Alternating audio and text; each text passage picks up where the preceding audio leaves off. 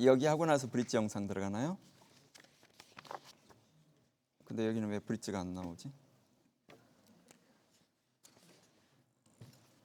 네네. 보충 질문이 있고 그다음에 브릿지죠. 그럼 보충 질문 첫 번째는 살려놓는 건가요? 네네, 알겠습니다. 자, 이번 순서는 사회자인 제가 드리는 공통 질문에 대해서 각 토론자들의 생각을 그런 식으로 진행하겠습니다. 네.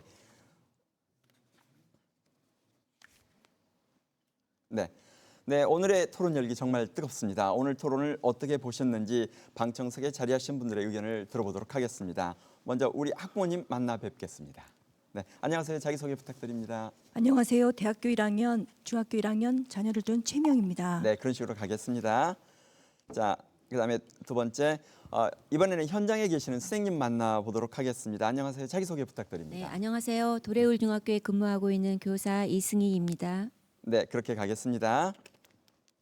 자, 이번에는 대학에 계시는 교수님 만나 뵙겠습니다. 안녕하세요. 자기소개 부탁드립니다.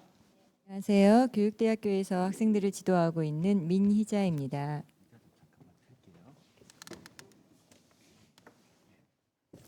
그러선 갈까요? 네.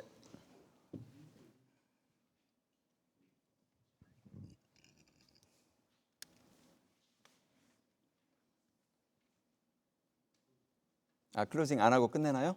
네. 알겠습니다.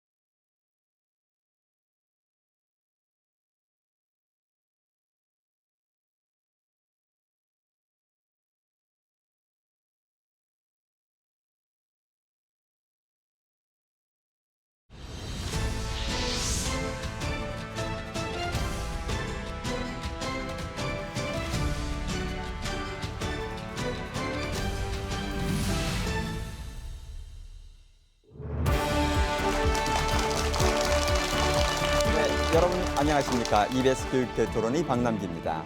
2022학년도 대입제도 개편을 위한 대입제도 개편 공론화위원회의 국민대토론회가 지난달 말부터 시작되었습니다.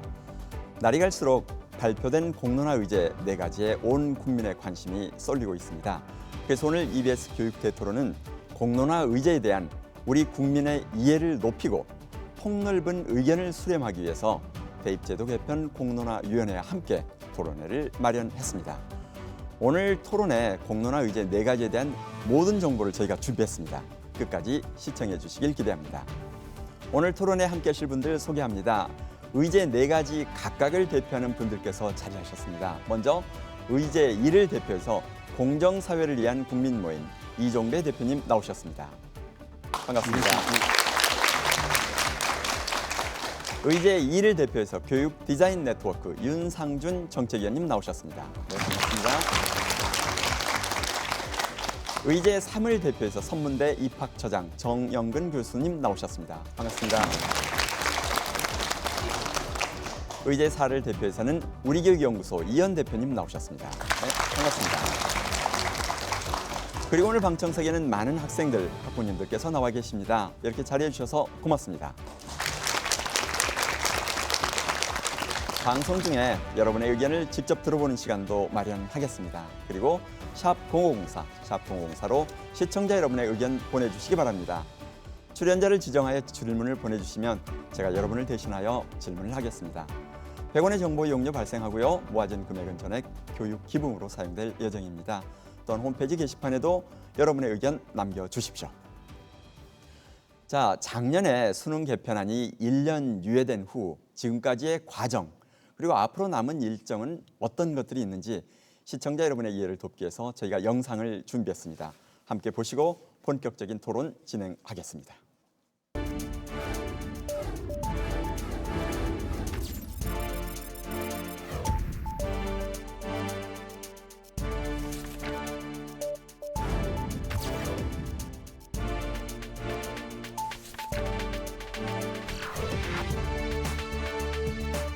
국민이 공감하는 수기 공론화 과정을 거칠 수 있는 열린 안을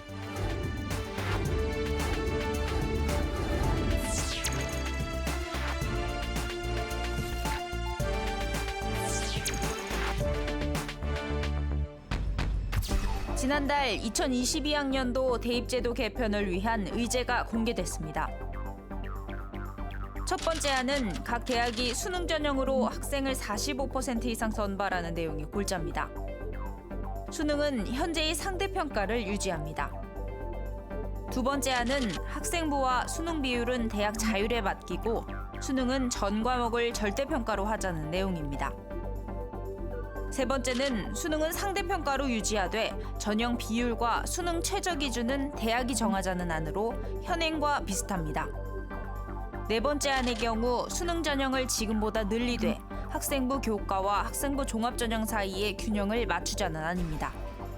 수능의 최저 학력 기준을 활용할지에 대한 내용은 두 번째 안을 제외하고는 모두 대학 자율에 맡기는 안으로 정리됐습니다.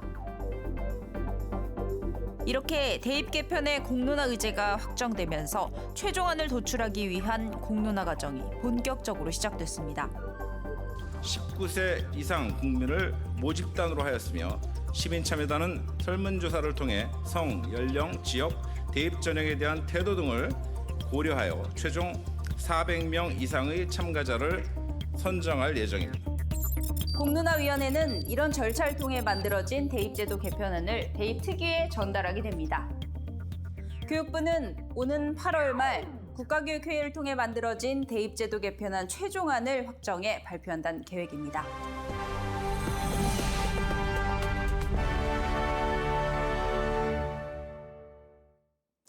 네, 본격적인 토론에 앞서서 오늘 토론의 진행 방식에 대해서 제가 설명을 올리겠습니다. 오늘 토론은 토론자께서 각 의제를 대표하여 참석하셨기 때문에 네 가지 의제에 대해서 자세히 알아보는 집중 토론을 진행하도록 하겠습니다. 집중 토론은 총 60분 동안 진행될 예정인데요. 각 의제별로 15분의 시간이 주어집니다. 먼저 약 3분 동안 자신이 지지하는 의제에 대한 설명을 하시고요. 또 다른 토론자와 토론을 이어가는 그런 방식을 취합니다. 공정성을 위해서 발언 기회와 시간은 통제가 됩니다. 집중 토론이 진행되는 동안에는 토론 시간 준수를 위해서 스튜디오에서 타이머가 작동됩니다. 만약 제한 시간을 초과해서 발언을 계속하면 죄송하지만 제가 제재하게 됨을 미리 양해 드립니다. 자, 각 토론자들의 모두 발언을 먼저 들으면서 시작하겠습니다. 이번 모두 발언은 30초 내외인데요. 앉으신 순서대로 먼저 이종배 대표님부터 듣도록 하겠습니다. 예, 안녕하십니까. 공정사회를 위한 국민모임 대표 이종배입니다. 계층 이동이 자유로운 사회여야 건강한 사회입니다. 부모의 배경이나 빈부격차가 아닌 오로지 우리 학생들의 본인의 노력과 실력으로 원하는 바를 이룰 수 있는 사회여야 합니다. 그 원하는 바를 이룰 수 있는 건 공정한 제도를 통해서 가능합니다. 아무쪼록 이번 대입제도 개편을 통해 공정한 대입제도가 만들어질 수 있도록 최선을 다해야 된다고 생각을 합니다. 네, 공정성을 강조해 주셨습니다. 자, 이번에 윤상준 정책위원. 네, 안녕하세요. 교육디자인 네트워크 윤상준입니다. 교육의 목표는 대학 진학만이 아닙니다. 사람을 사람답게 성장시키는 것이어야 한다라고 생각을 합니다. 삶과 연결되는 배움으로의 교육의 질이 높아져야 하는데요. 이번 공론화 과정이 가장 의미 있게 생각되는 것은 그러한 측면에서 과연 우리가 원하는 바람직한 교육이 무엇이 되어야 하는가에 대해서 깊이 있게 생각해 볼 수 있는 기회이기 때문입니다. 네, 그러니까 어떤 것이 바람직한 교육을 이끄는데 네. 바탕이 될 거냐. 자, 우리 정영근 교수님. 예, 안녕하세요. 이번 2022학년도 대입제도 개편은 그동안에 유례가 없었던 공론화 과정을 통해서 진행되는 것이고요. 또 대학제도의 이해관계자인 학생, 학부모, 교사, 대학이 모두 참여하는 이런 토론의 장이 만들어진다는 것은 굉장히 긍정적이나 이런 입시제도 변화에 따른 사회적인 혼란이나 부작용도 최소화하는 노력이 동시에 진행되어야 할 것입니다. 네, 혼란 부작용을 최소화하자 이렇게 말씀해 주셨습니다. 마지막으로 이현 대표님. 공론화 과정 그리고 수기라고 하는 것에서 제일 중요한 것은 기존에 가지고 있던 입장에서 한 걸음 물러서서 어떤 사안에 대해서 깊이 있게 이해하려고 하는 태도가 첫 번째죠. 두 번째는 사실적 근거에 기초해서 합리적인 판단하려고 애를 쓰고 그 과정을 통해서 사회적 합의를 도출하려고 한다라는 것이 전 수기 과정의 중요한 거라고 생각을 합니다. 네. 이번 토론이 그런 수기에 실질적인 도움이 되는 그런 토론이 되길 기대하겠습니다. 네, 고맙습니다. 지금 보신 것처럼 네 분 다 관점이 서로 강조하는 점도 다 다릅니다. 그래서 그걸 가지고 진행할 텐데요. 먼저 방청석에 자리하신 분들과 시청자들을 위해서 오늘 논의할 이 네 가지 시나리오가 어떤 것인지 약간 부가 설명 부탁드리고요. 선택된 배경은 무엇인지 또한 간략하게 설명을 부탁드리겠습니다. 어디 우리 제가 설명을 드릴까요? 제가 처음부터 참여를 했었으니까요. 네네, 고맙습니다. 6월 16일, 17일 1박 2일 동안 공론화 주간에 워크숍이 있었습니다. 네. 제가 듣기에는 교사, 학생, 학부모, 대학 관계자, 그리고 대입 전문가 5개 그룹에서 7명씩 참여를 했습니다. 그래서 그 7명이 참여해서 1박 2일 토론하는 과정을 통해서 공론회가 제안한 것은 뭐 35가지의 시나리오가 나올 수 있다라고 얘기를 했는데 1박 2일 토론하면서 비슷한 의견을 가지신 분들이 4개의 그룹으로 나눠지게 된 거죠. 아, 네. 그러면서 이제 그 비슷한 의견 중심에 4가지 시나리오가 이렇게 만들어져서 공론회 제시가 된 겁니다. 아, 예. 그 토론 과정을 통해서 그래서 네, 거기서 네. 4개가 만들어졌네요. 네. 네. 자, 지금 방청석에는 이번 대입제도 개편안이 첫 적용되는 중3 학생들이 나와 있어요. 그래서 이 학생들은 어떤 기대를 하고 있는지 직접 들어본 후에 본격적인 집중 토론을 시작하도록 하겠습니다. 자, 나와 있는 학생 자기소개 부탁드립니다. 안녕하세요. 장성중학교 3학년 서수영이라고 합니다. 네, 우리 서수영 학생. 이번 대입 개편안 보면서 무슨 생각이 들었나요? 수시를 지향하는 편이었는데 없어질 것 같아서 조금 염려가 됩니다. 아, 그래요. 수시가 아마 없어지진 않을 겁니다. 자, 어떻든 대입 개편안에 대해서 이런 점이 좀 보완됐으면 좋겠다. 어떤 생각이 있을까요? 아직은 없는 것 같아요. 특별한 건 없으신가요? 네. 네, 알겠습니다. 네, 고맙습니다. 또 다른 학생 만나보도록 하겠습니다. 자, 안녕하세요. 자기소개 부탁합니다. 안녕하세요. 신희중학교 3학년 윤지연입니다. 네, 지금 4가지 시나리오 봤죠? 네. 어떤 것에 관심이 있나요? 저는 이란에 제일 관심이 있는데요. 아, 이란에 관심이 있군요. 뭐 혹시 그 이유 뭐 있을까요? 대입은 공정성이 가장 중요하다고 생각합니다. 네. 그래서 정시가 확대되는 쪽에 더 관심이 많은 것 같아요. 아, 공정성 때문에 이란이 좋다. 혹시 뭐 바라는 점이 있을까요? 이 공론화위원회 바라는 점. 수능을 봐야 하는 학생의 입장으로서 그 정시 선발 인원이 명확하게 정해졌으면 좋겠습니다. 네, 네, 그래요. 네, 고맙습니다. 네, 이번에는 각 토론자들이 주도하는 의제별 집중 토론 시간을 가져보겠습니다. 먼저 토론자께서는 자신이 지지하는 의제에 대해서 설명을 해주시고요. 그 이후에는 상대 토론자들과 자유롭게 질문 및 답변, 보충 질문 및 답변을 하실 수 있습니다. 각 의제별 토론 시간은 의제 설명 3분, 토론 12분으로 총 15분입니다. 시간 엄수 부탁드리고요. 먼저 의제 1을 대표하여 자리하신 이종배 대표님의 의제 설명 듣겠습니다. 예, 이란에 대해서 설명드리겠습니다. 현재 2022학년도 대입제도 개편을 위한 공론화 과정이 진행 중인데요. 수시가 80%까지 확대된 수시 비율을 낮추고 정시를 45% 이상 선발하라는 게 이란의 주된 내용입니다. 네. 학생부를 정성평가하는 학생부 종합전형 일명 학종은 현재 급격히 증가하는 추세에 있습니다. 표 1을 보시겠습니다. 네. 보시는 바와 같이 서울대의 경우 2015년 이후에는 수시에서 학종이 차지하는 비율이 100%입니다. 서울대 수시 비율이 무려 78.5%임을 감안하면 네. 서울대 입학생 10명 중에 8명이 학종으로 입학하고 있다는 것입니다. 하지만 문제는 학종의 평가 대상인 학생부가 전혀 신뢰를 받지 못하고 있습니다. 그 이유가 무엇일까요? 표 2를 보시겠습니다. 교육부에서 실시한 학생부 관리 및 기재 학교 현장 실태 조사의 결과입니다. 보시는 바와 같이 고등학교 항목별 정정 건수가 18만 건에 달했습니다. 이 중에서 창의적 체험 활동 정정 건수가 10만 9천 건을 차지했습니다. 단순 오탈자 수정을 감안하더라도 절대 묵인될 수 없는 수치입니다. 이것을 보면 과연 학생부를 신뢰할 수 있을지 합리적 의심이 듭니다. 다음은 학생부를 신뢰할 수 없는 사례에 대해서 말씀드리겠습니다. 지난해 광주 A여고에서 학생부 조작 사건이 발생해 사회적으로 큰 물의를 일으킨 적이 있습니다. 학기 초에 성적 우수 학생 10명을 선발해 특별 관리를 했고 해당 교사는 나이스에 접속해서 36회의 부정 수정을 했습니다.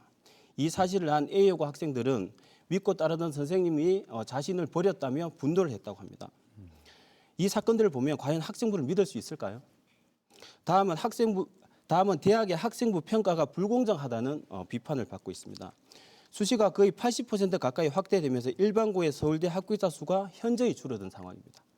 이를 보면 사실상 고교 등급제가 실시되고 있는 건 아닌지 합리적 의심이 들고 있는 상황이고요.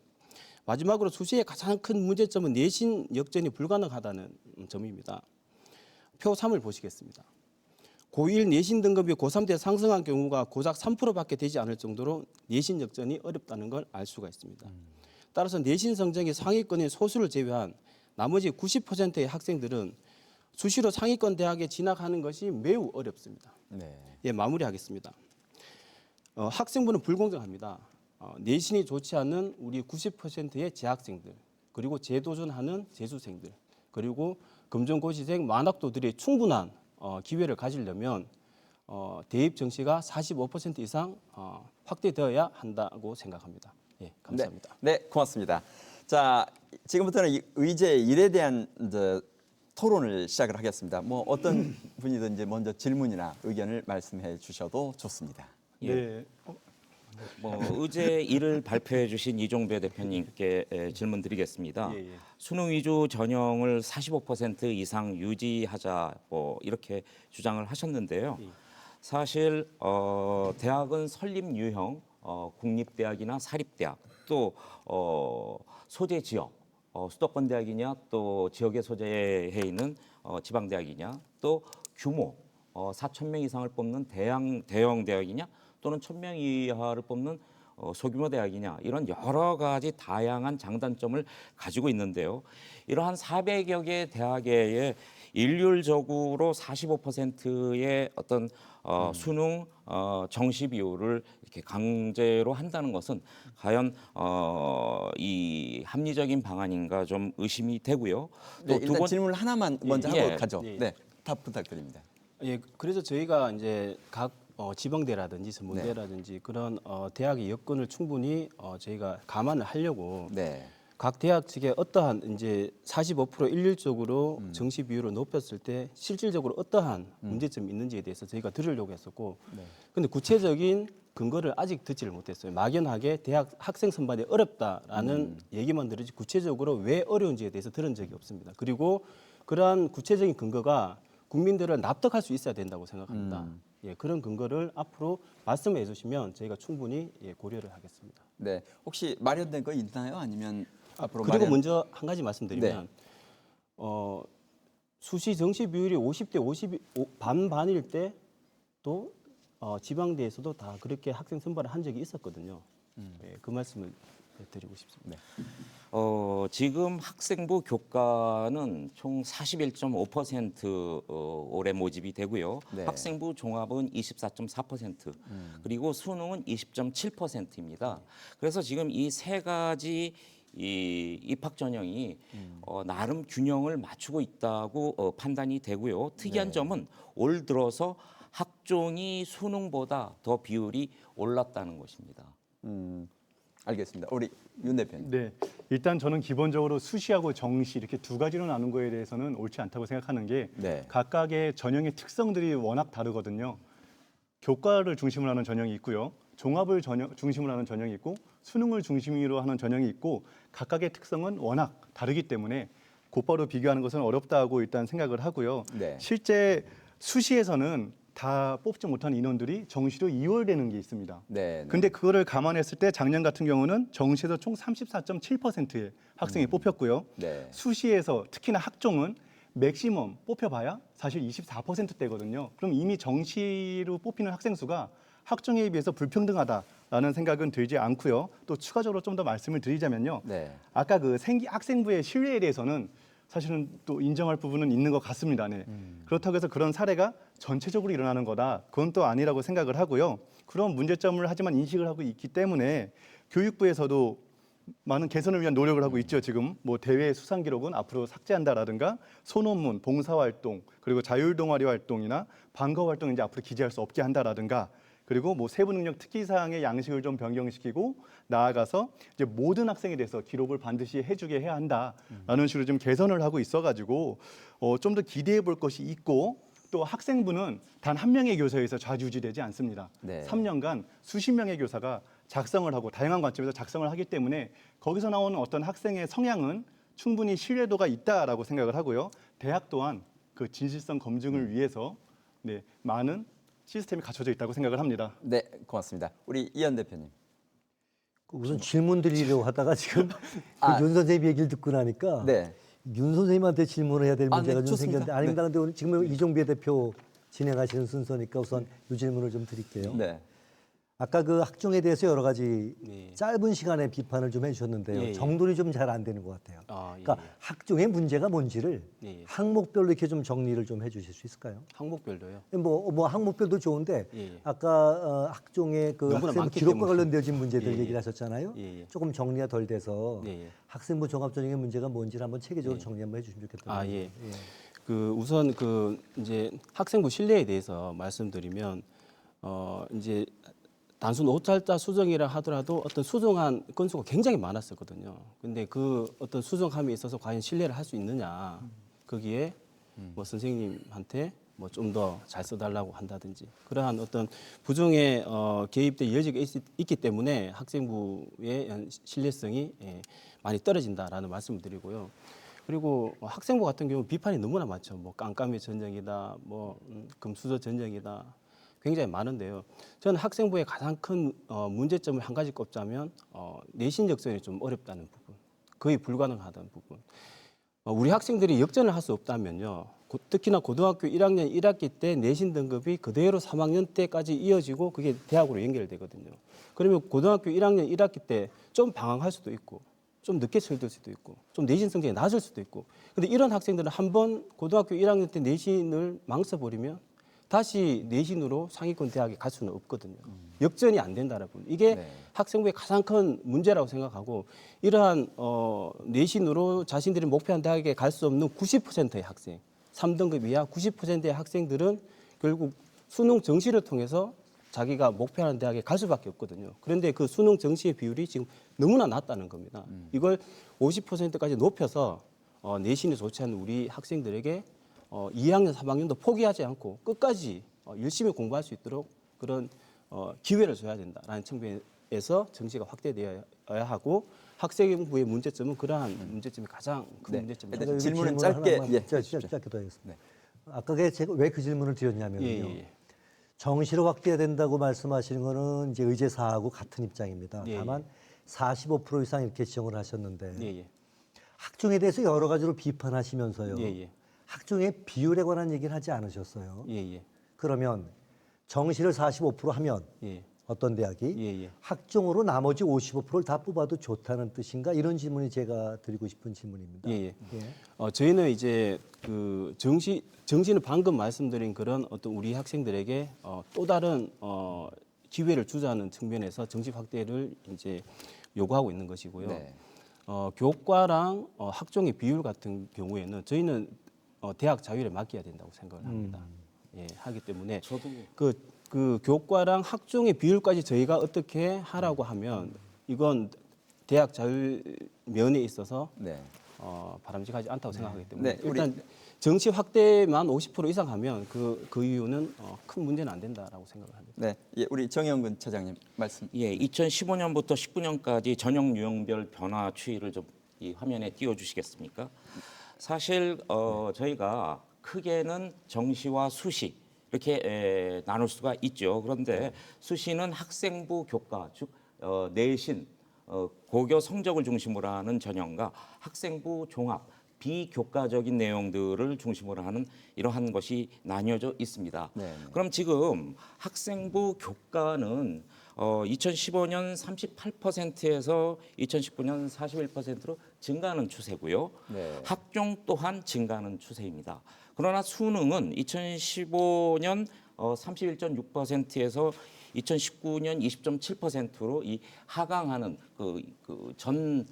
이 추세를 보여주시는 게 더 좋을 것 같은데요. 네. 이것은 곧 학생들이 아까 중3 학생도 자기는 수능을 보는 것보다는 이 여러 가지 이 준비를 하고 싶다 이런 얘기를 했는데요. 네. 사실은 이 비율이 현재에 그렇게 어떤 한쪽으로 치우친다 저는 이렇게 판단이 되지가 않습니다. 알겠습니다. 혹시 여기에 대해서 뭐 더 하실 말씀 있으실까요? 아니요, 저희가 이제 그 비율의 균형도 균형이지만요. 네.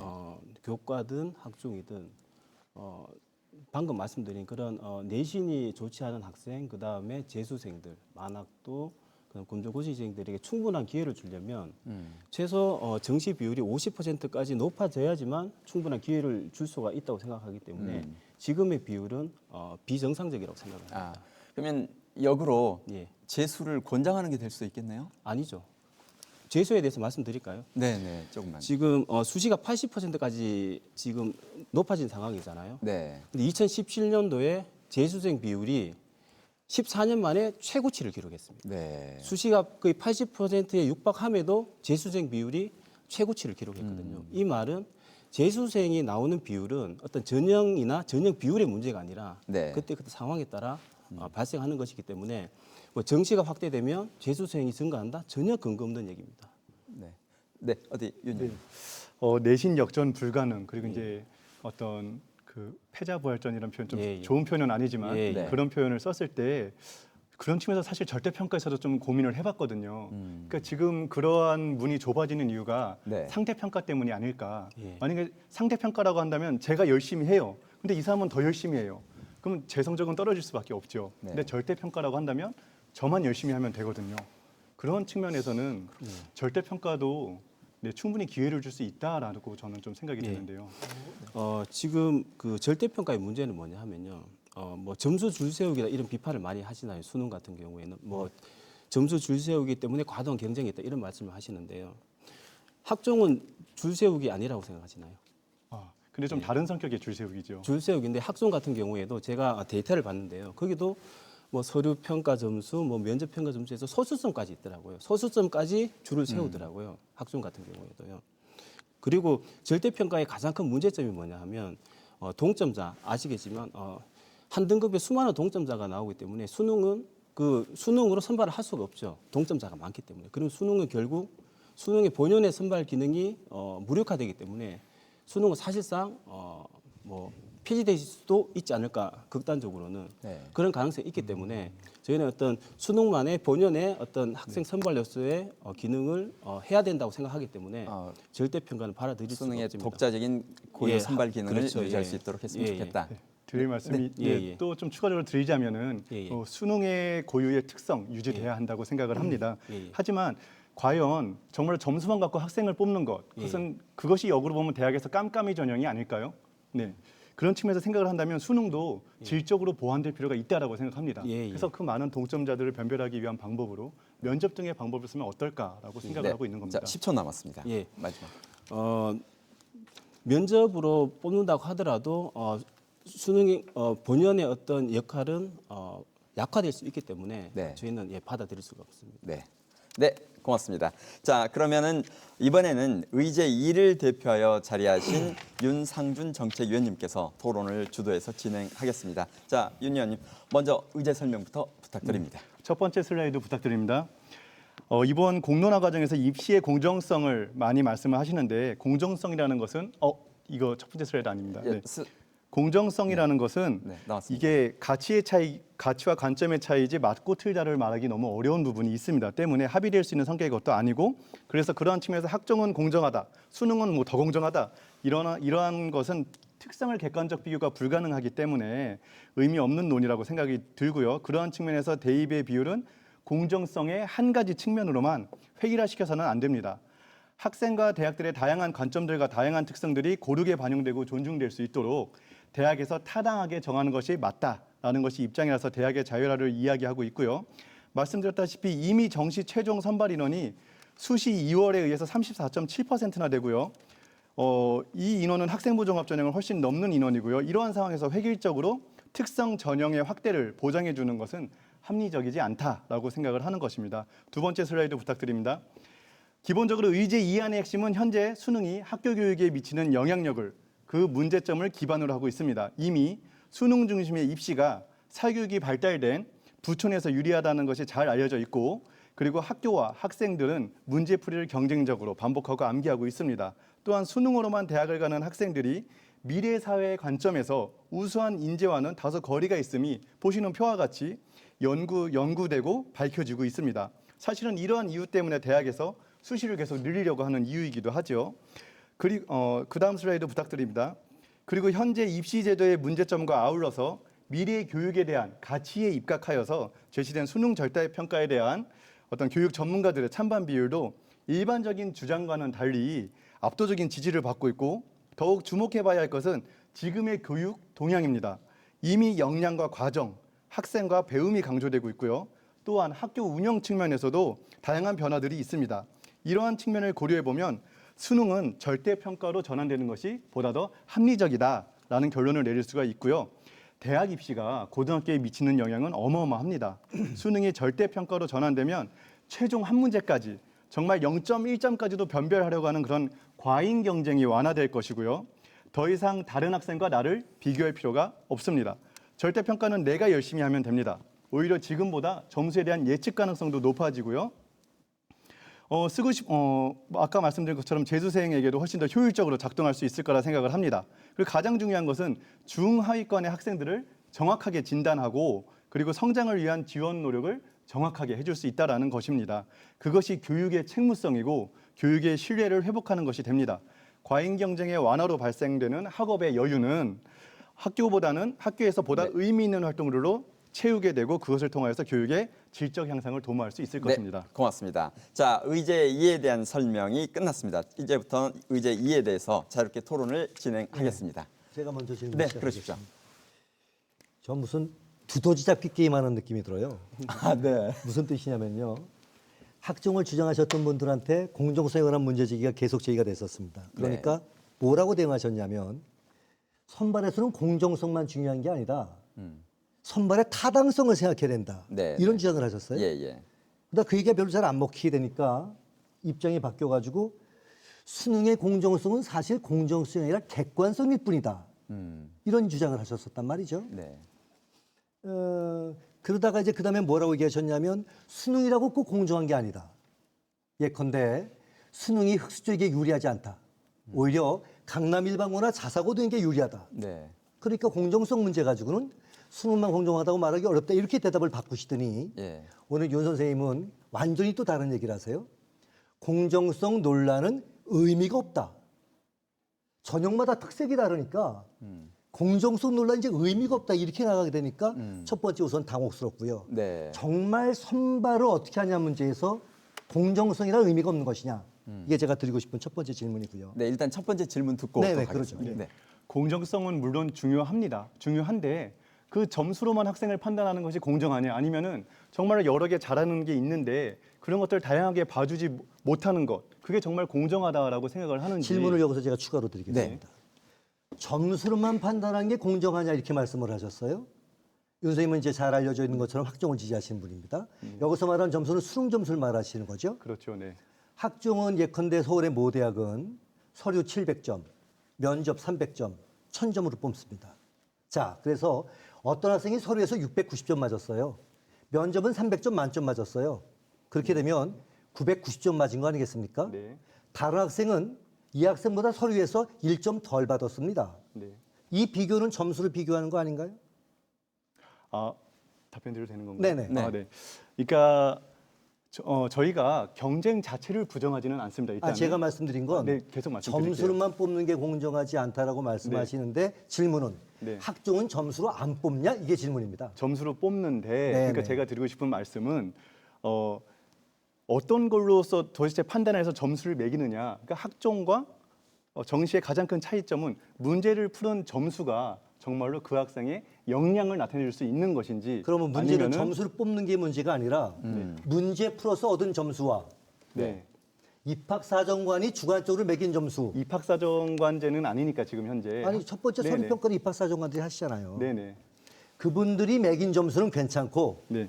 학생이 시험 봐서 얻은 성적의 점수는 의미가 낮다 이런 주장이신가요? 그런 주장 아닙니다. 아닙니까? 그러니까 예, 예. 대학의 자율화를 얘기하고 있지 않습니까? 네네. 각각의 특성은 당연히 존중이 돼야죠. 그런 측면에서 그런 전 입시 제도가 세 개가 그대로 유지되는 것은 당연하다라고 생각합니다. 다만 각각의 문제점이 있는데 그거를 그 안에서 회복시키고 개선하도록 노력을 해야지. 자, 수시가 좀 나빠, 정시를 늘려. 아니야, 정시가 나빠, 수시를 늘려 이번엔. 이런 식으로 제로섬 게임은 더 이상 의미가 없다라는 얘기고요. 저는 토론이 생산적으로 되려면 질문에 좀 집중할 필요가 있다고 보는데요. 네. 제 첫 번째 질문은 점수만 가지고 뽑는 게 공정한 것이 아니다라고 말씀하셨기 때문에 예, 그 부분은 이제 답이 좀 됐죠? 된 것 같고요. 학종은 점수로 안 뽑습니까? 학종도 점수로 뽑는다. 그렇죠. 자, 그렇다면 이것도 점수로 뽑고 이것도 점수로 뽑는데 차이가 뭡니까? 이게 그 다음 질문이었던 겁니다. 네. 그 질문을 대답해 주셔야 되죠. 그러니까 같은 점수지만 네. 그 점수가 어떻게 나왔느냐가 중요한 겁니다. 네. 정말로 학생이 그 삶에서 묻어나온 점수냐 수능이 그 학생이 학교 생활을 한 그 근거들, 결과들로서 나온 다양한 측면들. 그렇다고 해서 그거를 입학사정관 한 명이 일괄적으로 채점을 했느냐. 그래도 나름의 공정성을 위해서 서로 크로스 체크도 하고 이런 과정이 있기 때문에 네. 물론 질적으로 다른 점수라는 의미죠. 그래서 앞에 수능은 삶의 체험이 드러나 있지 않은 점수기 때문에 이거 가지고 평가하는 것만 공정하다고 말하는 건 아니, 자꾸 의미가 그렇게 없다? 말씀을 하시면 예. 네. 좀 더 생산적인 논의를 위해서 네네. 말씀을 드리자면은 그러면은 그 두 가지의 점수의 질이 같아야 된다라고 생각을 하시는 건가요? 아니요. 제 질문은 단순합니다. 네. 네, 알겠습니다. 점수로 뽑는 네. 게 공정한 건 아니다라는 것에 대한 질문을 했었던 거고. 네, 그 질문이 충분히 됐고 지금 네, 답이 네. 지금 아직 좀 명확지 오케이. 않은데 다른 질문 또 들어보겠습니다. 네, 먼저 절대평가 같은 경우에는 뭐 이제 면접을 추구하신다고 하셨는데 저희가 봤을 때는 이제 극단적으로 5등급 절대평가도 주장을 이제 하시고 있는데 그렇게 되면 학종이 대폭 확대되거나 학생부를 볼 수밖에 없습니다. 대학에서는 학종이 대폭 확대되거나 아니면 본고사 같은 또 다른 전형이 추가될 수 있기 때문에 굉장히 대입제도 혼란스러울 수 있다. 그런 면이 있기 때문에 저희가 반대하고요. 그리고 그 수능 그 정시가 확대되면 뭐 사교육비가 증가한다. 뭐 그런 말씀도 하시고 지금 말씀하신 건 아니지만 그 말씀도 하시고 학종이 오히려 사교육비를 낮출 수 있다라고 말씀을 하시는데 그게 근거가 있나요? 거기는 조사한 근거가 저희가 있습니다. 그래서 실제 합격생들을 대상으로 해서 모 대학에서 이제 조사를 했는데 어떤 것이 사교육비를 가장 많이 유발했느냐라고 했을 때는 논술 그리고 수능 뭐 이런 그리고 밑에 이제 학종 이런 식으로 나왔다라는 거죠. 그런 측면에서 이제 사교육비를 더 많이 이제 쓰게 하는 부분은 논술과 수능이다라고 저희가 얘기를 하는 근거가 있는 거고요. 그 절대평가에서 사실 거기에 또 다른 교과라든가 아니면 대학별 평가를 추가하고 싶은 마음은 없습니다. 왜냐하면 그건 절대평가의 취지랑 다르기 때문이죠. 다만 저희가 면접을 하자는 것은 대학에서 추가할 수 있다라는 것이죠. 대학에서 추가할 수가 있죠. 수능으로 수많은 동점자가 있기 때문에 수능으로 변별할 수가 없기 때문에 학생부를 본다든지 아니면 본고사를 부활시켜서 학생의 어떤 능력을 평가하려고 하겠죠. 대학에서는. 그럴 우려가 있다는 거예요. 근데 뭐 그런 우려는 저도 충분히 이해는 됩니다만 그래서 반대하고 있는 겁니다. 대학에서 이미 충분히 학생부 종합전형 등을 통해서 그런 면접에 들어가고 어디 대학 얘기 듣겠습니다. 예, 저도 윤상준 위원님께 그 절대평가와 관련해서 질문 또 코멘트 드릴까 합니다. 전 과목을 절대평가 수능으로 이렇게 바뀔 때는 이 대표님도 말씀하셨지만 변별력의 문제가 물론 생깁니다. 그러나 우리가 이 상대평가에는 분명히 폐해가 있고요. 또 절대평가의 장점은 우리가 익히 잘 알고 있습니다. 저는 이 수능 평가가 상대평가로 간다, 절대평가로 간다는 것은 시간의 문제라고 판단이 됩니다. 즉 벌써 2017학년도에는 한국사가 절대평가로 변화됐고요. 작년에는 영어 영역이 이 절대평가로 가고 있습니다. 그리고 2022년 교육과정에서는 통합과학, 통합사회도 절대평가로 갑니다. 그래서 현재 2022학년도에 전 과목을 절대평가로 바꿀 때는 여러 가지 준비가 덜 돼 있거나 평가의 다른 요소 때문에 어려움이 있겠지만 이것이 점차적으로 변한다면은 이 대학에서의 어떤 선발도 더 이렇게 연구가 될 것이고 저는 시간의 문제라고 판단이 됩니다. 혹시 여기에 대해서 답변 코멘트를 해주신 거니까 뭐 질문은 아닌 것 같은데 네네. 저는 질문을 좀 질문 하나 하십시오. 네. 아까 그 윤 선생님 짧게 질문하세요. 질문 짧습니다.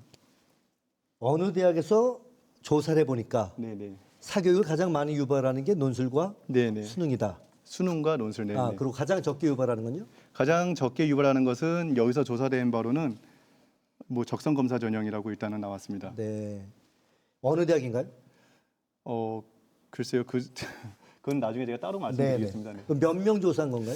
이 조사는 총 학생의 500명을 조사했고요. 네네. 네. 또 다른 뭐 조사에서는 뭐 326명을 조사하기로 하고 있습니다. 네. 이 시나리오 2를 만들 때 사교육 걱정 없는 세상이 시나리오 2의 주도 그룹 중에 하나 있었습니다. 지금은 네. 뭐 어디 가시는지 잘 모르겠는데 제 그 CG 한번 올려봐 주시겠어요? 제 CG 네. 중에 제가 그 이현 아까 대표님 발표를 CG 못했는데 하나 올려주시겠어요? 사교육이 가장 많이 유발되는 네, 전형이라는 사교육 유발 CG가 자료. 있습니다. 이현 네네. 이 자료가 지금 이안을 주장했었던 네. 사교육 걱정 없는 세상에서 2만 5천 명 대상으로 조사했던 자료입니다. 네네. 그 자료에 보면 그거 계속 올려주세요. 없애지 말고. 네. 사교육을 가장 많이 유발한 전형이 뭐냐? 사국세 조사 결과가 네. 학생부 종합 전형이라 그래요. 그다음에 제 그 CG 중에 4년제 대학 정시 모집 비율의 변화 그 CG 한 번만 올려봐 주십시오. 네, 말씀하십시오. 제가 계속 듣던 주장 중에 수능이 늘어나면 사교육비가 늘 거다. 이런 얘기 계속 들어왔었어요. 학종은 사교육비 감소에 긍정적인 역할을 한다. 저 그래프를 한번 보시죠. 2007년도서부터 2014년도까지 지금 네, 파란색 그래프 CG를 그래프가 좀 크게 보내주세요. 네. 사교육 참여 학생 1인당 사교육비 쭉 올라가는 걸 보여줍니다. 수능은 비율이 계속 줄어들고 있죠. 자, 만약에 수능이 사교육비를 유발시키는 주범이라면 수능이 줄면 사교육비가 줄어야 정상 아니겠습니까? 근데 수능은 줄었는데 사교육비는 계속 올라가요. 제가 CG로 못 만들었는데 그래프를 하나 그려왔습니다. 예, 한번 세워주시죠. 예. 요건 한번 저거 한번 잡아주시겠어요? 네, 한번 잡아주시겠어요? 네, 말씀하십시오. 요 그래프는 2007학년도 입학사정관 시작서부터 그다음에 이제 2015학년도에 학종으로 바뀌죠 이름이. 학생부 종합전형의 변화하고 사교육비의 변화를 보여주는 겁니다. 네. 사교육비는 계속 증가하고요. 네. 학종이 계속 증가합니다. 알겠습니다. 이따 더 추가할 때 설명할 때 활용해 주시기 바랍니다. 네. 제가 말은 결론을 지어야 될 것 같아요. 네. 어떤 대학에 500명 애들한테 주관적으로 물었던 내용 가지고 수능은 사교육비를 많이 유발한다. 이런 식으로 얘기하는 것은 사실로 오도할 수 있다. 네. 좀 더 객관적인 알겠습니다. 근거를 가지고 여기에 말할 대한 필요가 답 있다. 짧게 해주시고 질문 듣겠습니다. 여기서 중요한 것은 정말로 그 사교육비 조사를 했는데 이것이 정말 어떤 물가 상승률이 반영이 됐는지 아니면은 그 사교육비는 증가했지만 그 금액이 뭐 예를 들어서 뭐 초등학생들의 어떤 다양한 교양을 위한 것이라든가 그런 것들이 증가됐는지 그런 부분에서 정확성이 없기 때문에 제가 보여드린 자료는 고등학생 자료입니다. 네. 고등학생들 어떤 게 사교육 자료. 고등학교 자료라는 거죠? 앞에 걸 사교육비가 올라가는 그래프가 네. 고등학생들 참여 학생당 사교육비 그 옆에 보면 액수가 써 있습니다. 네. 이 자료의 출처는 통계청의 조사 보고서입니다. 알겠습니다. 예. 혹시 예. 짧게. 시간 얼마 안 남았는데요. 그 궁극적으로는 학생부 중심 전형으로 가야 된다라고 생각을 하시는 거죠? 그렇지는 않습니다. 네. 정시도 인정을 합니다. 다만 질적으로 좀 바뀌어야 된다. 바뀌어야 그러니까 된다. 저희가 주로 강조하는 것은 평가의 질이 이제 개선돼야 된다. 각각의 문제점은 다 있다. 그럼 내신 역전이 안 되는 그런 학생들은 자신들이 원하는 대학 가기 위해서 정시를 통해서 준비를 해야 되는데 그 비율이 20% 낮다고 생각하지 않나요? 실제 수시 2월 하면은 34% 이상이고 뭐 이제 수시에서의 수능 최저가 주는 영향까지 생각하면은 최저는 근데 적용하는 대학도 있고 안 하는 대학도 있잖아요. 그게 이제 약 40%가 넘거든요. 적용하는 대학이 수시 선발 인원에. 그럼 이제 60%가 되고요. 이제 또 하나 드리고 싶은 말씀은 시간이 다 됐습니다. 나중에 질문하면서 추가해 주시기 바랍니다. 네, 현재 시청자 여러분의 실시간 문자 참여 이루어지고 있습니다. 4697님께서는 각각의 의제에 대해서 자세히 알 수 있어서 좋습니다. 미래를 위한 선택이 되었으면 합니다라는 의견 주셨습니다. 네, 방송이 끝날 때까지 시청자 여러분의 의견 받고 있습니다. 샵054, 샵0504로 여러분의 의견과 질문 보내주십시오.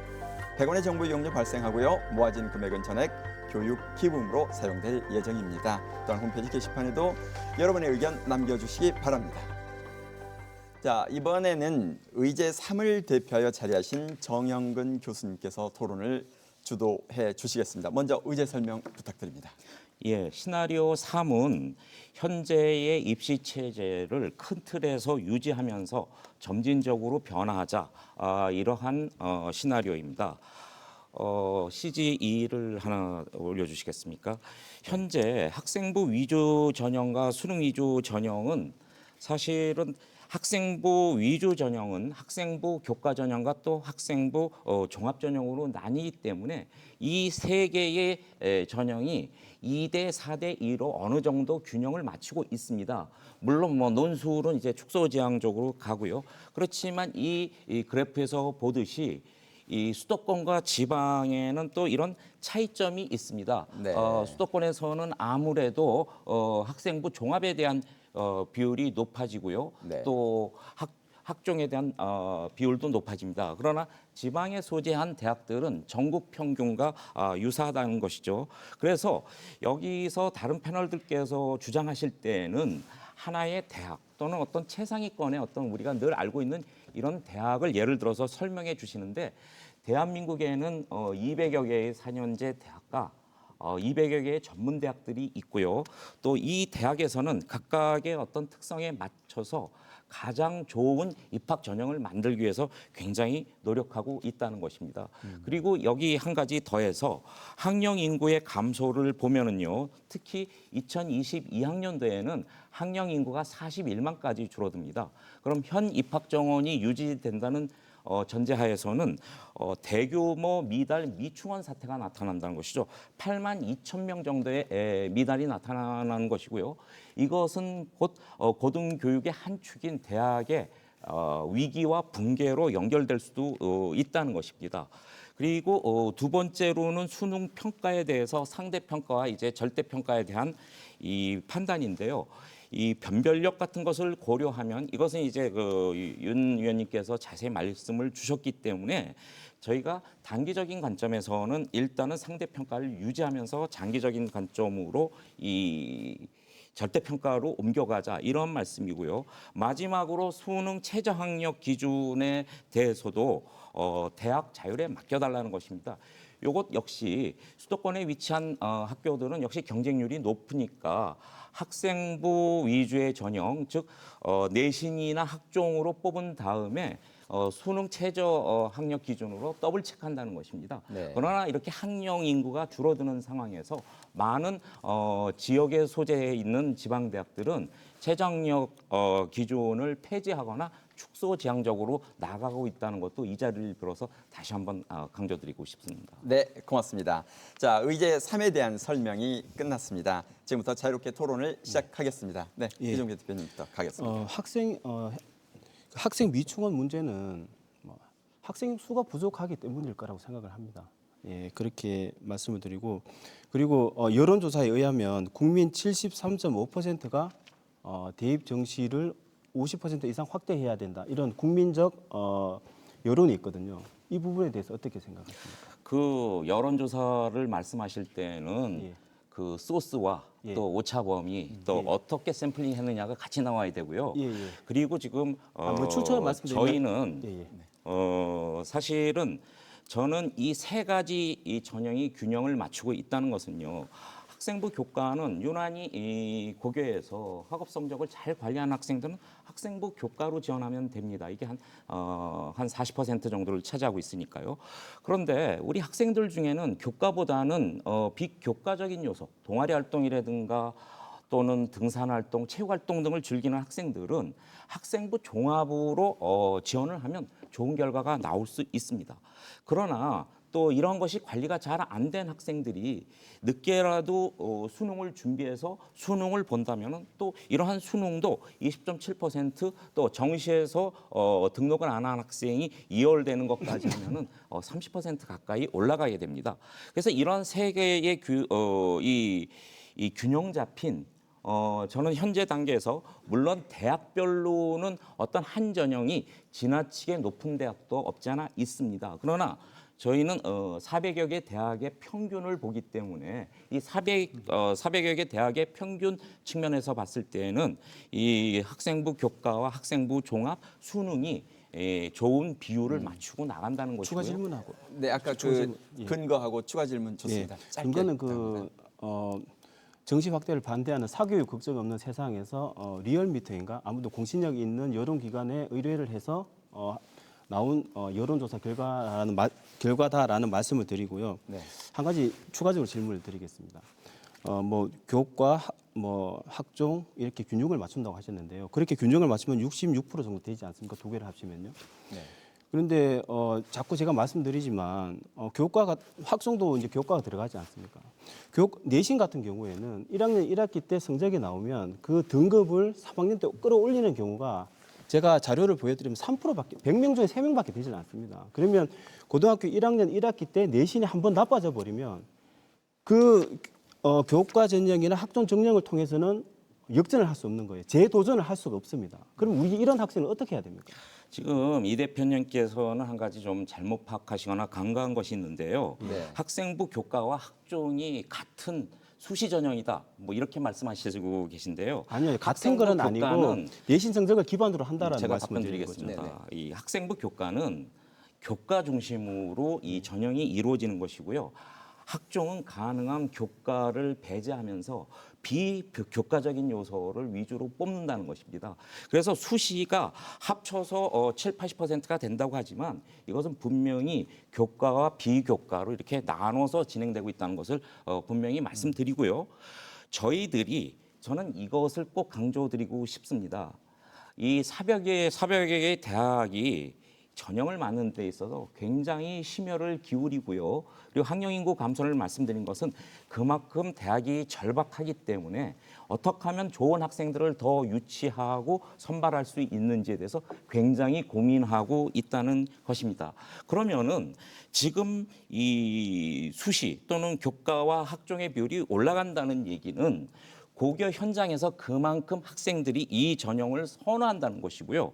수능에 대한 전형은 수도권의 이 상위권에 있는 고등학교나 특수고등학교에서는 굉장히 선호가 될 수 있는 것이지만 이 전국 대부분의 고등학교에서는 수능을 보고자 하는 학생들의 비율이 높지 않고 그 어떤 학생들의 요구에 맞춰서 대학은 수능을 설계하게 된다는 것입니다. 네, 팩트에 관한 거기 때문에 네, 이쪽으로 가십시오. 네. 우선은 정 선생님 죄송한 말씀입니다만 학교가 지방에 계시잖아요. 그래서 학종에 대해서 주요 대학들의 학종이 어쩌신지에 대해서는 잘 모르시는 것 같아요. 예를 들면 서울에 있는 일반 사립대학이에요. 일반과들이 학종으로 들어가려고 하면 내신 등급이 어느 정도 돼야 되는지 잘 모르시잖아요. 왜냐하면 아까 말씀하실 때 학종은 교과를 배제하고 비교과 활동을 중심으로 본다고 말씀하셨는데 실제 서울에 있는 주요 대학에 일반과들이 들어가려고 하면 그러니까 학종으로 들어가려고 할 때 내신 성적이 굉장히 높은 수준을 유지되는 건 잘 모르시는 것 같다. 이걸 한번 확인해 보실 필요가 있겠다고 말씀드리고 질문 드리겠습니다. 네. 질문은 이겁니다. 정 선생님이 계속 강조하신 것처럼 지방에 있는 대학들 같은 경우에는 인구절벽 시대 때 학생 모집 충원 자체가 어려워서 아주 위기에 빠질 수 있는 상황에 있다.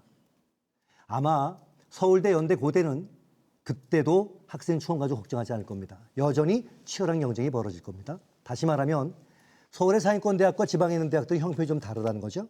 두 번째, 상위권 대학들은 학종의 비중이 높고 지역에 있는 대학들은 교과의 비중이 높습니다. 그러니까 서울에 있는 최상위권 대학들 또 상위권 대학들과 지역에 있는 대학들은 대입 제도를 가지고 저는 여건이 다른 상태에 있다고 판단을 하는데 왜 의제 3을 얘기하시는 분들 중에는요. 서울대, 연대, 고대, 서강대에서는 한 분도 안 나오시고 늘 지방대 계신 선생님들만 나오셔서 말씀을 하실까요? 예, 거기에 대해서 답변드리겠습니다. 네네. 다음에 이 경기, 그러니까 네. 수도권과 강원 패널로는 네. 수도권에 있는 입학처장님이나 수도권에 있는 많은 네네. 분들이 나오실 수 있을 것입니다. 네. 사실 이거와 관련해서는 대학에서 이러한 논의 자체에 대해서 굉장히 또 부정적인 시각으로 보는 분들도 계신데요. 일단 이현 대표님께서 질문해 주신 그 관점에 대해서 좀 설명을 드리겠습니다. 저는 특히 각 패널들께서 대학을 중심으로 하면 그 몇 개 상위권 대학 그리고 고교를 중심으로 하면 몇 개 그 특수 목적이나 또는 이러한 자사고 이런 데에서 아주 상위권 학생들만 이 초점을 맞추는 듯한 인상을 받았습니다. 사실 제가 이 졸업식 같은 거를 예를 들면요. 이 상 받는 학생도 있지만 같이 졸업하는 200~300명의 학생들이 있고 다 같은 이 축하받아야 되는 졸업생임에도 불구하고 왜요 이 상위권에 있는 몇 명만이 관심을 받고 나머지 대다수의 학생들은 그냥 뒤에서 박수만 치는 이러한 입장에 있을까요? 저는 지방대학 입장을 대변하는 것이 아니라 대학의 입장에서는 각 대학이 즉 지금 이 대표님께서 말씀하신 수도권의 경쟁력이 높은 대학들은 또한 맞습니다. 암만 학령 인구가 줄어들고 인구 절벽이 오더라도 여전히 그 대학들은 높은 경쟁력을 유지하겠죠. 그러면은 그러한 대학들은 그 여건에 맞게 이 입시를 설계하고 있고요. 또 지역에 위치한 지방 대학들은 또 자기 여건에 맞게 최선을 다해서 이 입시 전형을 설계한다는 것을 좀 강조드리고 싶습니다. 제가 한 일단, 가지만 이제 시간이 너무 그쪽으로 가서 이제 우리 윤 대표님 말씀 듣겠습니다. 감사합니다. 네. 저희 같은 경우는 이제 3년 후에 바로 이제 2022학년도부터 절대평가가 돼야 된다라고 주장을 하는 이유는 무엇이냐면은 이제 교육의 동향이 그때 되면 이제 저부터 시작되죠. 고교 학점제라든가 이러한 또 변화들이 시작이 되는데 사실 학교 교육에 가장 많은 영향을 미치는 것이 입시거든요. 입시가 바뀌지 않으면 사실 학교가 바뀌기 너무 힘들기 때문에 입시가 먼저 바뀌어주면서 그 노력들이 같이 이루어져야 된다라는 측면에서 이제 2022년도에 절대평가가 되어야 된다라고 의견을 드리고 있는 겁니다. 그런 측면에서 좀 더 이렇게 보충해 주실 말씀이 있으신지. 예, 윤 의원님 말씀에 전적으로 공감하고요. 사실 이 절대평가에 대한 어떤 장점을 잘 말씀을 해주셨는데 대학의 입장에서는 또 변별력도 굉장히 중요합니다. 그러면은 만약에 이 수시가 절대평가로 전 과목이 다 이 개편이 돼서 이렇게 입시 자료로 내게 된다면은 아마 대학은 본고사 유형에 가까운 면접이나 논술 같은 것을 부활하려고 할 것이고요. 네. 그리고 장기적으로는 지금도 정시 비율이 낮다고 했는데 변별력이 약한 정시 비율을 더 줄이는 방향으로 갈 수도 있다는 것입니다. 그렇지만 저는 지금 윤 의원님께서 말씀하셨다시피 이 장기적으로는 간다는 것이죠. 그러니까 이것은 지금 절대평가가 수능에서 좋다, 상대평가가 좋다는 이러한 어떤 논리보다는 현재는 상대평가를 유지하면서 점진적으로 가는 것이 이 어떤 사회적 혼란이나 부작용을 최소화할 수 있는 방법이라고 생각이 됩니다. 네, 좋습니다. 네, 아까 질문하십시오. 제가 이제 원래 3안의 시나리오 팀에 같이 있었습니다. 아, 그러셨군요. 그랬다가 이제 의견이 합치를 못 봐서 사안이 따로 만들어진 건데요. 정 교수님, 제가 질문 하나 드리겠습니다. 결국 3안은요. 수시정시 비율 대학 자율에 맡겨라. 지금대로 갈 수 있다 이런 뜻일 거고요. 상대평가 지금대로 가자는 뜻이 되고요. 최저학력 기준 대학 자율에 맡겨라. 그렇게 된다면 아마 지금 체제에 그대로 가는 것에 아주 유사한 관점이 될 것 같은 생각이 들어요. 또 아까 말씀하실 때 대학들은 이런 논의 자체를 별로 탐탁하게 여기지 않는다 이런 말씀을 하셨어요. 작년에 8월 이후에 대학 입시 가지고 사회적인 여러 가지 여론들이 거세게 일어나서 대학 입시 개편은 지금 공론에 맡겨진 상태까지 온 겁니다. 자, 대학 입시에 대한 이런 사회적인 비판 여론들은 별로 의미 없는 아우성이다 이렇게 보시는 건가요? 자, 거기에 대해서 답변 드리겠습니다. 사실은 현행의 입시 제도를 큰 틀에서 유지하고 대학 자율에 맡긴다. 사실 다른 의제에서도 자율이라는 말은 굉장히 많이 나옵니다. 그런데 우리가 이 자율이라고 하는 것에 대한 해석이 굉장히 다를 수가 있습니다. 즉 자율을 대학이 마음대로 한다. 이런 식으로 해석을 하신다면 굉장히 지금 이 대표님께서 제가 계속 답변드리겠습니다. 말씀하신 대로 변화가 없다 이런 주장을 하시고 그래서 이런 장소까지 왔다 이렇게 말씀을 하시는데요.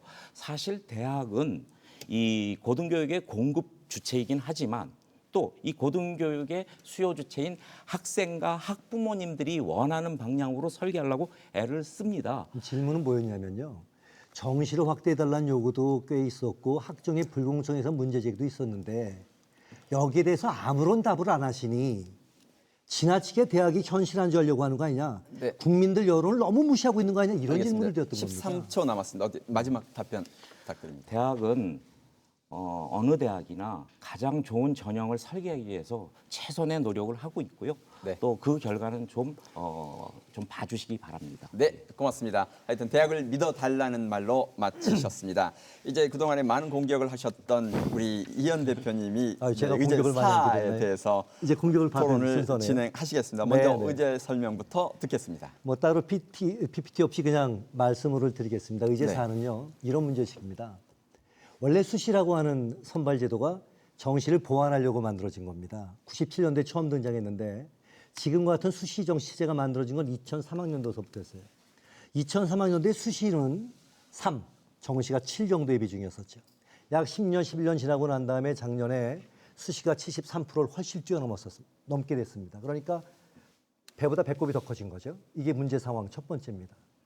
두 번째, 아까 우리 이종배 대표도 계속 지적을 하셨는데 수시에서 큰 비중을 차지하는 전형이 학생부 교과 전형, 내신 전형이죠. 그리고 학생부 종합 전형입니다. 그런데 서울의 최상위권 대학도 아니에요. 그런 대학의 책임 입학사정관이 말씀하시길 일반고에서 우리 학종 지원하려고 하면 평균 1.5 정도 내신 등급은 필요합니다. 이런 얘기를 하신 걸 갖다가 제가 들었습니다.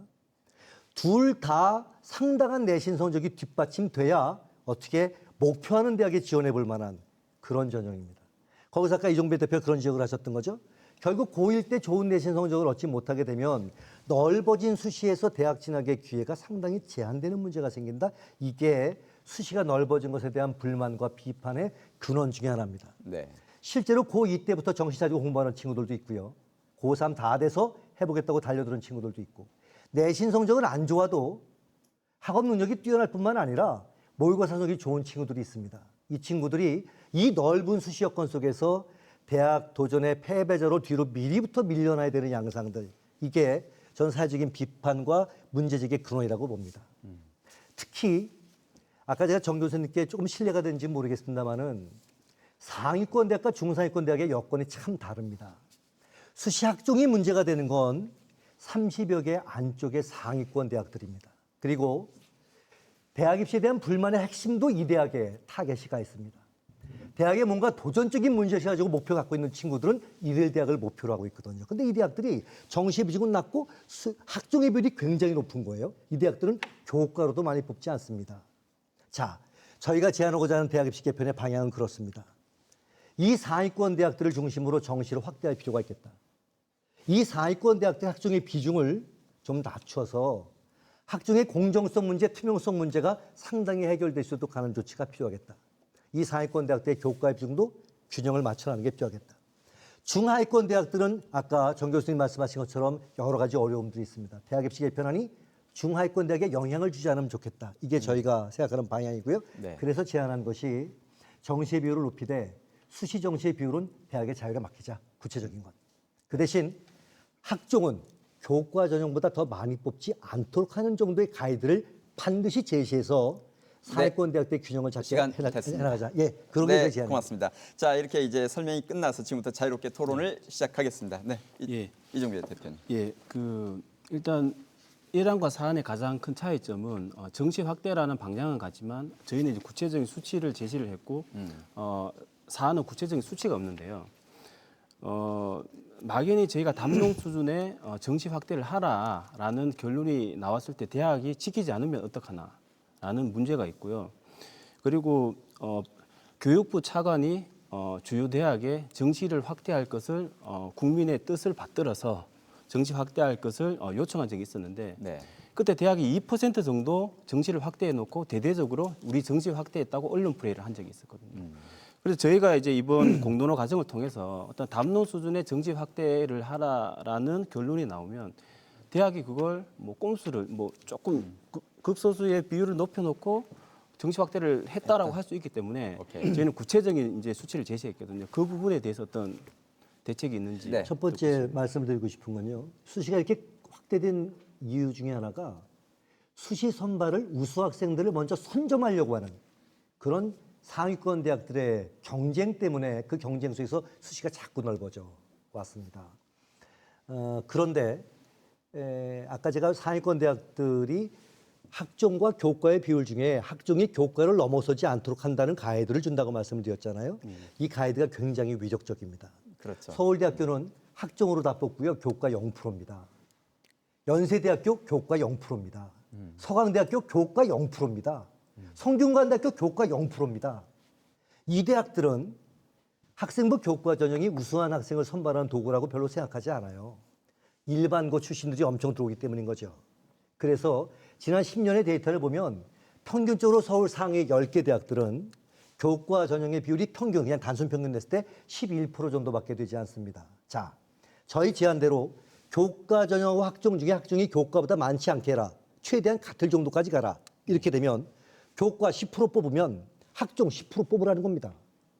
교과 20% 뽑으면 학종 최대 20%까지 뽑는 거 대학이 알아서 해라 라고 하는 것이죠. 그런데 이 이야기엔 저희 연구소나 저희 의제에서 분석한 바에 따르면 이렇게 가이드를 주게 되면 이 최상위권 대학들은 교과의 비중을 많이 높이지 않을 것이기 때문에 결과적으로 학종의 비율도 많이 높일 수 없게 되고 그럼 수시의 비중은 적어지게 되고 정시의 비중은 확대될 거다. 얼마나 확대될 건데 최소 50%에서 70%까지 확대될 수 있다. 그렇게 생각을 하고 있습니다. 추가 질문 하고 짧게 가겠습니다. 드리겠습니다. 예.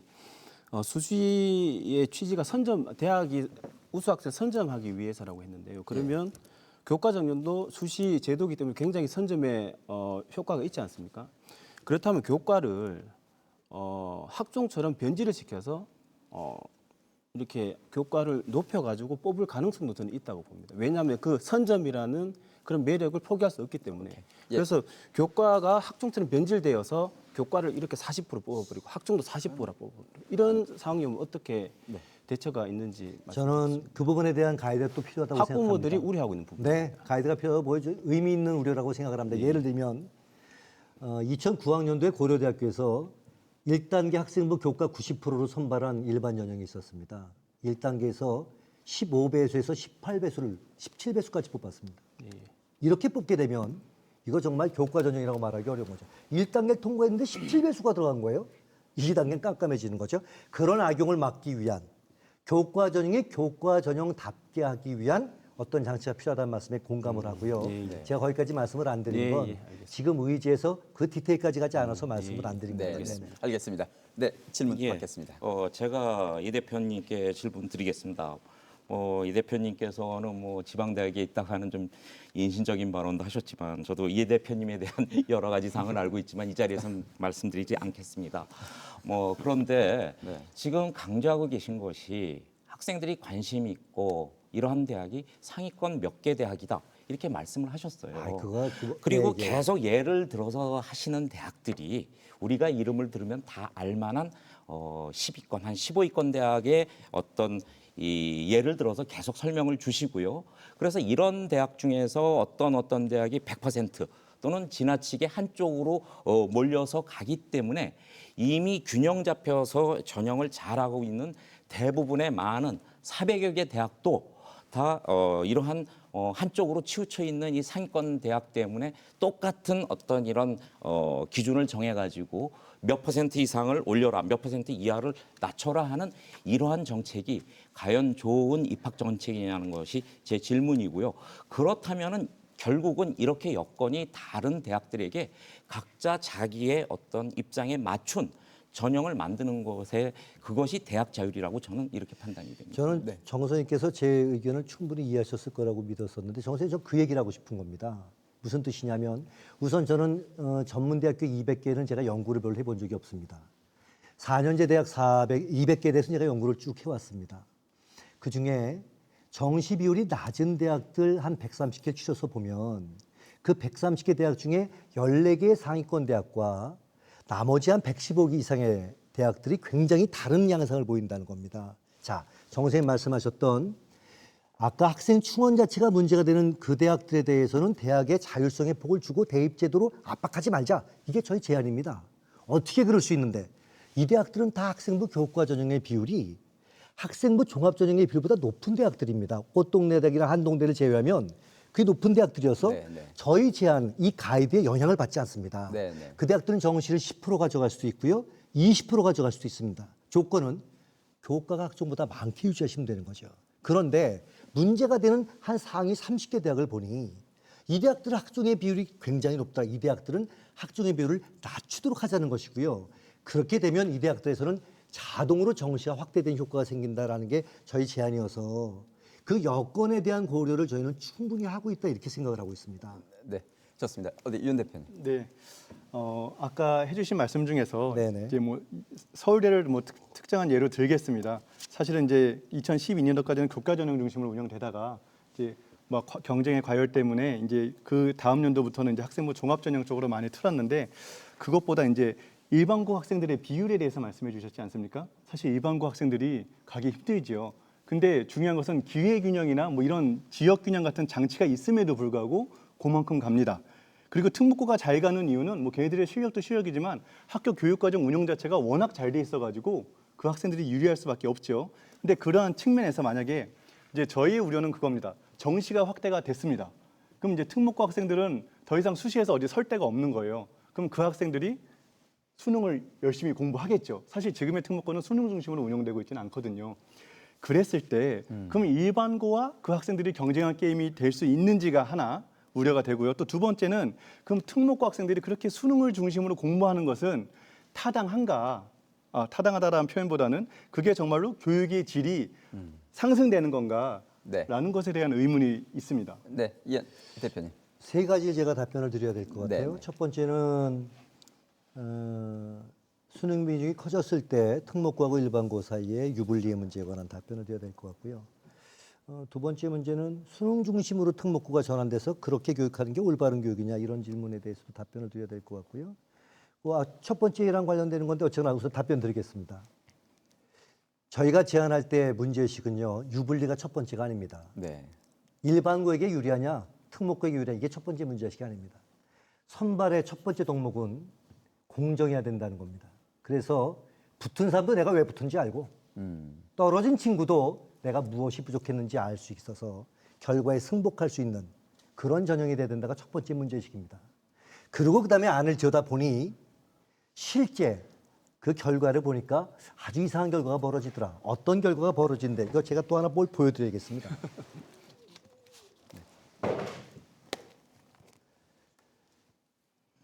요거 잠깐만 보여주시죠. 네. 2017학년도에 서울대 수시 일반 전형, 이게 서울대 전형적인 학종입니다.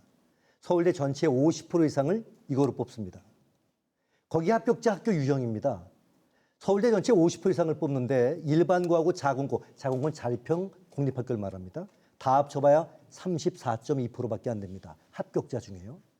특목고 자사고 합치니까 64%가 돼요. 아시다시피 특목고 자사고 학생들은 전체 고3 학생 수의 5%밖에 안 됩니다. 5%밖에 안 되는 학생들이 합격자의 64%를 차지하는 거죠. 95% 차지하는 친구들은 34%를 차지해요. 그런데 수능으로 본 건 결과가 어땠냐?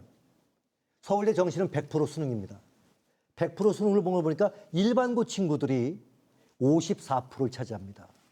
특목고 자사고 친구들은 43%를 차지하는 거죠. 적어도 현재 서울대 입시 결과를 가지고 보면 수능이 일반고에게 불리하다고 말하는 건 사실을 왜곡하는 것이다.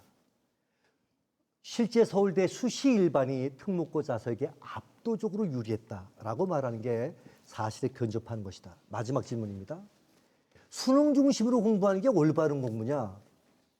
저한테 시간이 별로 없어서 짧게 말씀을 드려야 될 텐데 고등학교 교육과정은 음악, 미술, 체육, 생활교양, 창의적 체험활동 빼면 국어, 영어, 수학, 사회, 과학으로 되어 있습니다. 제가 아는 모든 나라가 그렇습니다. 미국도 마찬가지입니다.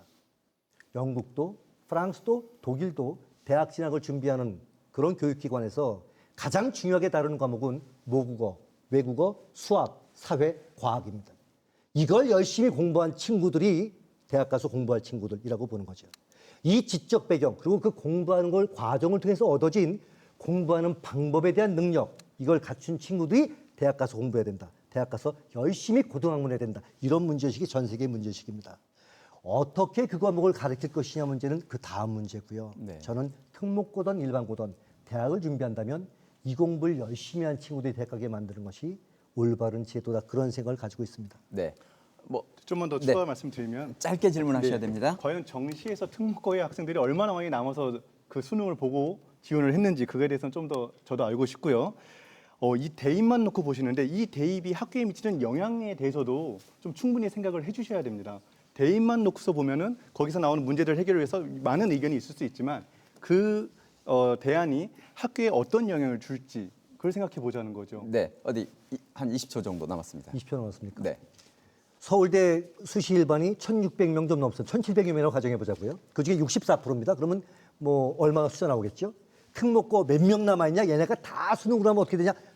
특목고 전체가 24,000명쯤 됩니다. 특목고 자속 합쳐서. 서울대 합격자가 한 8,900명 됩니다. 그것 뺀 나머지가 수능으로 할 수 있죠. 네. 남았나요, 시간이? 네, 됐습니다. 네, 고맙습니다. 여러분들께서 지금 들으시면서 그 다양한 관점에서 이란이 만든 것 같다가 사만이 만든 것 같다 자꾸 헷갈리리라 생각을 합니다. 네, 지금까지 4가지 의제 토론을 통해서 저희가 자세히 살펴봤는데요. 여러분을 위해서 4가지 의제를 한눈에 볼 수 있도록 정리한 영상을 준비했습니다. 잠깐 보시겠습니다. 상호 인류를 확대하고 거리를 좁히면서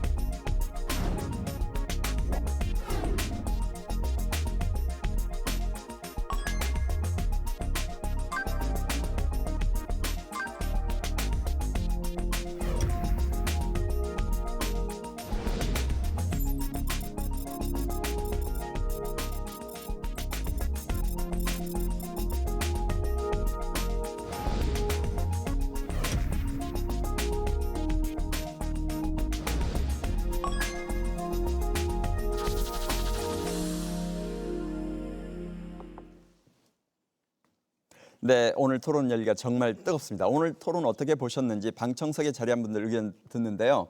저희가 시간이 거의 다 됐습니다. 그래서 학부모님, 선생님 한 분씩 볼 텐데 한 문장으로 짧게 해주셔야겠네요. 자, 먼저 학부모님 한 분 소개하겠습니다. 자기소개 부탁드립니다. 안녕하세요. 대학교 1학년, 중학교 1학년 자녀를 둔 최명입니다. 네, 학부모님 입장에서 오늘 토론 어떻게 보셨는지요? 짧게. 너무 잘 보았고요. 네. 4가지 의안에 대해서 장단점을 알 수 있어서 좋은 토론이었습니다. 네, 고맙습니다. 길게 말씀 못 드려서 죄송합니다. 이번에는 현장 계신 선생님 뵙겠습니다. 네, 안녕하세요. 도래울 중학교에 근무하고 있는 교사 이승희입니다. 예, 선생님은 토론 어떻게 보셨습니까? 저는 어쨌든 우리 학생들이 행복한 학교가 만들어져야 된다고 생각하고요. 네.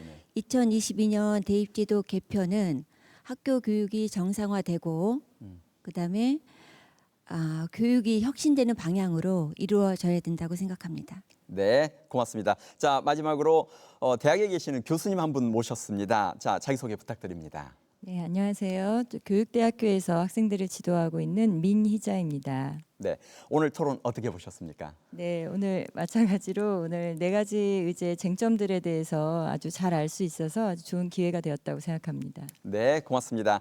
자, 어느새 주어진 토론 시간이 다 되었습니다. 마지막으로 각 토론자께서 덧붙이실 말씀 혹은 자신이 지지하는 안에 대해서 약 1분 내외로 짧게 부탁을 드리겠습니다. 우리 이종배 대표님입니다. 네. 입시는 공정해야 합니다. 부모의 능력이 아닌 학생 본인의 능력으로 평가받아야 합니다. 공정한 제도는 수능입니다. 고3 10명 중 8명이 공정한 전형은 수능이다라고 대답을 했습니다. 그리고 정시 확대해야 합니다. 학부모 90%, 국민 73% 이상이 수능 50% 이상 확대를 바라고 있습니다. 입시의 공정성과 정시 확대 이 2가지는 반드시 이번 공론화를 통해서 해결해야 된다고 생각합니다. 고맙습니다. 우리 윤상준 정책위원님. 네, 그 어떤 시나리오도 완벽한 시나리오는 있을 수가 없습니다. 지금 공론화와 토론의 과정에서 가장 중요하게 고려되어야 할 것은 앞으로의 교육이 무엇이어야 하는지 그것에 대한 가치 공유가 먼저 있어야 되고요. 그것에 맞는 교육을 지원해 줄 수 있는 평가와 입시 제도를 고민하는 자리가 되어야 합니다. 우리 교육의 역할은 단 한 명의 최고 중에 최고를 만들어주는 것이 아니라 모든 학생들이 성장할 수 있도록 만들어주는 것이어야 하고 과잉된 경쟁을 완화시키고 교육의 질적 제고를 위한 여유를 만드는 것, 함께 성장하는 교육 혁신의 시작을 위해서 시나리오 2안에 대한 지지를 부탁드립니다. 네, 고맙습니다. 우리 정영근 교수님. 예, 우리나라에서 대입과 교육은 뗄래야 뗄 수가 없는 불가분의 관계입니다. 그런데 여기서 우리가 한 가지 조심해야 될 것은요. 이 교육이 중심이 되고 대입이 거기에 따라가야 되는데 지금 우리는 이 대학 교육이 입시에 매몰되는 상황입니다. 즉 고교 교육이 다 안정화되고 발전되면서 여기에 맞춰서 대학 입시가 발전돼 나가야지 대학 입시를 먼저 설정해 놓고 여기에 맞춰서 고교 교육을 따라와라 하는 것은 잘못된 접근이라고 판단이 됩니다. 네, 고맙습니다. 마지막으로 이현 대표님. 공론하고 수기 과정에서 저는 가장 중요한 문제가 사실적인 데이터에 입각한 증거를 제시하고 판단해가는 과정들이라고 생각을 합니다. 제가 보기에 공론화 과정은 위기에 빠졌습니다. 공론화위원회에서 저희 의제 발제단에게 필요한 자료들을 갖다가 요청해라 라고 말씀을 주셔서 저희가 이 의제들에 관한 판단을 위해서 자료를 요청했습니다. 대학들한테 거부당했습니다. 주요 대학들이 자료 공개하기를 거부했습니다. 사실적 근거가 없는 논쟁은 목소리 크면 이기거나 아름다운 얘기 주장하면 이기는 것처럼 흘러갈 수 있습니다.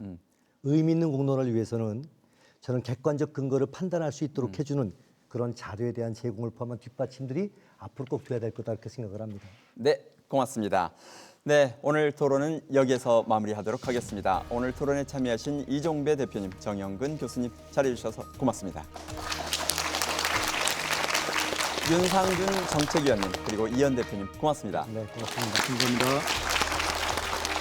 또한 지금까지 TV를 시청하신 시청자분들, 방청석에 자리하신 모든 분들, 그리고 직접 문자로 참여해 주신 모든 분들께도 진심으로 감사드립니다. 고맙습니다. 오늘 열띤 토론을 벌인 대입제도 개편 공론화 의제는 7월 한 달 동안 400명 이상의 시민 참여단 수기와 종합토론 등을 거쳐서 8월 초에 최종 확정 발표됩니다. 여러분의 많은 관심이 더 나은 미래를 만들어가는 초석이 될 것입니다. 오늘 토론에 대한 추가 정보 혹은 의견 참여를 원하시는 분은 대입제도 개편 공론화 홈페이지에 꼭 가셔서 의견을 올려주시거나 질문을 주십시오.